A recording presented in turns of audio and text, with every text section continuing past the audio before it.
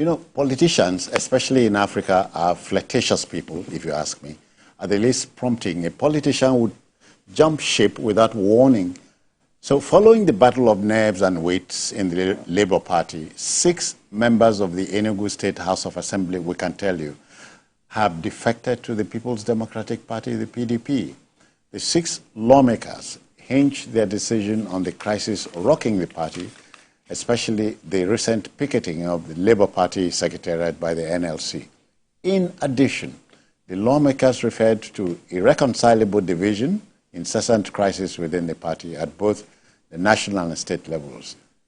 Well, according to a former United States Senate Majority Leader, Mike Mansfield, quote, "The crisis you have to worry about the most is the one you don't see coming, Wale," end quote. Yeah, in the first place, I think before the electoral reform, it was difficult for people to just cross carpet. You know? But now, if there is convincing evidence that there is crisis in a political party, you know, you can. Otherwise, they will have lost their seats. You know, but now, I mean, it's obvious that at the state level, in Labour Party, there is crisis. At the national level of Labour Party, there is crisis. So they are justified to cross over from that party.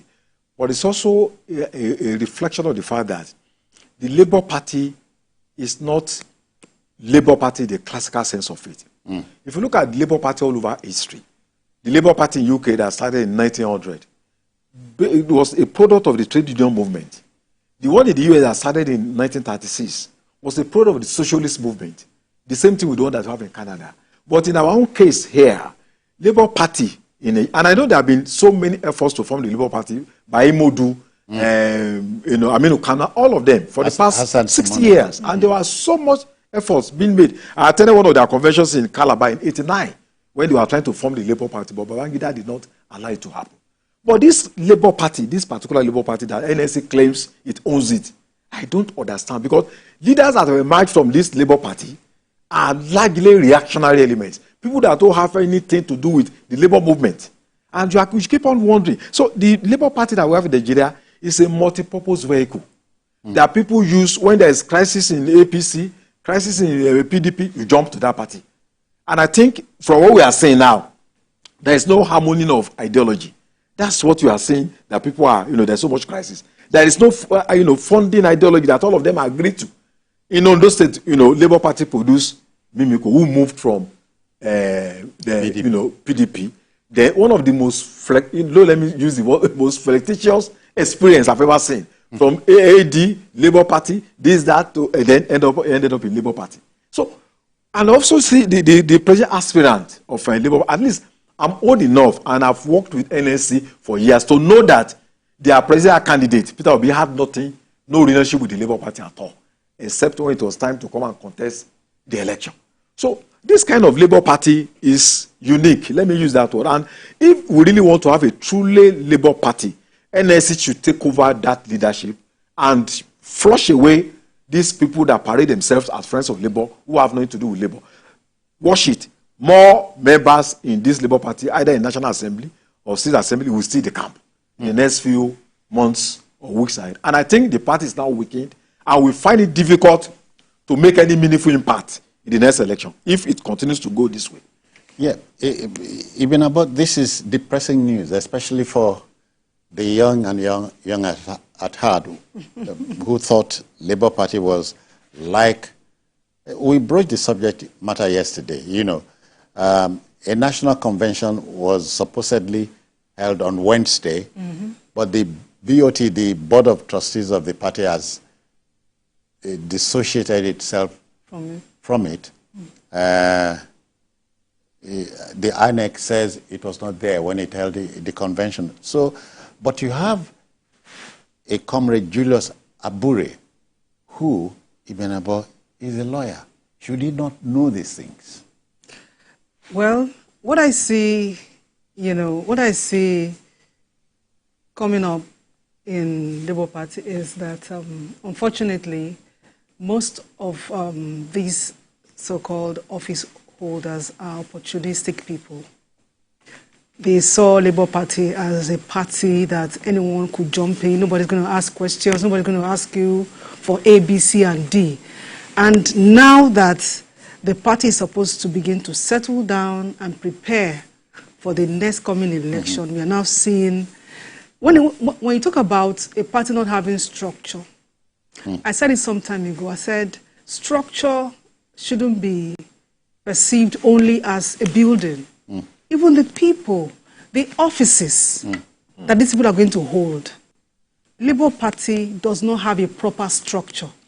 An ideology is a structure by other means. Yes. Yeah. So they lack in all of this. So it was then that because everybody was on Labour Party, Peter Obi and everything, so nobody was able to see the loopholes. Now that the dust has settled, we are beginning to see all of this. That the people there actually are desperate people. Some of them are hustlers, very opportunistic. Okay, like they said, there was a particular state that they said nobody was there to pick up an office, and no, I'm not denigrating anyone here. Someone, maybe Kekerad or somebody, just jump in and say, I'm interested, and that was it. So no prior experience, nothing, and that's what is playing out. There is no seriousness, no commitment, nothing. Where are the rules? Don't they have a rule book? And these problems are man-made. Don't they have a rule book? At least if there's a rule book, somebody should be following the rule book. No, nothing. Everything's just being done haphazardly. Yeah, all comers. Where are you? Come and join. It's happening. No. That is what is playing out. So until the right thing is done, the lovers of this party, the people with the right ideologies, to sit down and draw up the rules. Yeah, but while you talked about the NLC taking up this embattled baby, but the NLC itself is embattled. The NLC picketing the Labour Party headquarters was wrong. Well, you see, I think if a party belongs to you, there are a lot of things you can do beyond picketing. How many times have we seen NLC recruiting new members for Labour Party? How many times have we seen funds being distributed from one home to the other, asking people to come and join Labour Party? How many times have we seen seminars, workshops being organized to even debate about the economy and then the position of the Labour Party? The members of the Labour Party at the National Assembly, have they come out with any divergent ideological position on the state of the nation? No. When you see them speak, there is nothing that stands them out, like compared with when Uchomole is speaking on the state of the economy, who was a Labour leader anyway. So the Labour Party should distinguish itself ideologically, in terms of structure, in terms of orientation, in terms of foreign policy, in terms of its policy on the economy. So as we are speaking, I have not seen that happening. So may I just picket in the office and so what happens at the end of the day? Do that now translate to popular acceptance by the Nigerian masses? If we really want a party that is owned by Labour, a lot of work needs to be done. We will be blaming all these politicians or these, but a lot of work. You need to do a lot of work to win an election. You have to go to Unguru, you have to go to Intigidi, you have to go to all over the country. You must mobilize people. You must convince them that this party is the alternative for them. And it's on that basis that they will come to you and say, okay, we want to join your party. Not just this kind of a gangsterism, that does not translate to convincing Nigerians that this party, offers a better alternative, better than those that are in power. Even about, so let's go there now. Jumping ship at a time like this cannot be the best option. I may be wrong. I'm not a politician. I don't know how it works. For the 6 assembly members. Yes. You blame them. Now let's look at it. The governor of the state is a PDP man. A house that has majority as Labour Party members voted for a PDP man to be the speaker. Well, when that happened last year, I didn't quite fault it because I felt that, okay, maybe they were being reasonable because that office needs someone with a lot of experience. So Uche Ugo has been, within the corridor of that office for a while, so he has garnered enough experience. But then again, let's look at it. The governor is PDP, the speaker is PDP, and now the issues what do I call, everything, the sickness of Labour Party itself. Labour Party is sick. And we don't see solution in the near, I mean, there's no solution, in view yet. So they just tell themselves, okay, I cannot just lose out. So the best bet is to cross to the other party. So, and don't forget, politics is mostly about permanent interest and not permanent. Okay. So on that note, enmity and yes, friendship, they say they are not permanent. Exactly. Wale, but does it not put Abia in a very ugly stead here? Where the party, well, if the governor can hold his own state, I think he should bother himself about what happens at the. He may not need to bother himself about what happens at the. But I think that beyond Abia, in the entire southeast, where Labour Party was very popular, I think the party is facing diminishing returns. The fortunes appear to be crumbling, and I don't see how the party can. There's still a long time to wait, but from what I'm saying, two factions, people, irreconcilable differences, people working from extreme ends who are not even ready to look at the lowest common factor, that let us agree on certain principles, different chairmen and all that. So I think Labour Party is in perpetual conflict itself. It has become an atomic society in perpetual conflict itself. And if they continue this way, the hope is almost lost. The fact of the matter also is that Labour Party was... And tells you 2027 is a bridge too Labour far. Party, more or less a baby of the PDP. That's what we have seen clearly now, that in terms of ideological clarity, there's nothing like that. We have seen it clearly. So if Labour can restore NLC, or even to start afresh, that appears to be. But this particular Labour Party, I think, is on a path to self-destruction.